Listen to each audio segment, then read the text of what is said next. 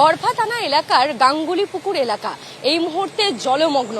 দেখা যাচ্ছে যে বাইলেন রাস্তা, সেই রাস্তা রীতিমতো জলে ডুবে গিয়েছে। জনজীবন একদম বলা যেতে পারে ব্যাহত। হাঁটা চলা তো দুষ্কর হয়েইছে, তার সঙ্গে সাইকেল বাইক নিয়ে আসতো বিস্তর সমস্যা হচ্ছে।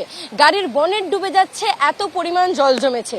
আলিপুর আবহাওয়া দপ্তরের পক্ষ থেকে আগেই জানিয়ে দেওয়া হয়েছিল যে ভারী বৃষ্টিপাত হবে এবং তার জেরে রাতভর বৃষ্টির কারণে এই মুহূর্তে দেখা যাচ্ছে যে গড়ফা থানা এলাকার যে গাঙ্গুলি পুকুর তার রীতিমতো জলমগ্ন হয়ে গিয়েছে। এই বাইলেন যে রাস্তা, সেই রাস্তা দুই দিক দিয়ে কানেক্টেড, একদিকে অভিষিক্তা অন্যদিকে যাদবপুর, অর্থাৎ বলা যেতে পারে ব্যস্ততম একটি রাস্তা, গুরুত্বপূর্ণ একটি রাস্তা, এবং সেই রাস্তাতেই এই পরিমাণ জল জমে গিয়েছে।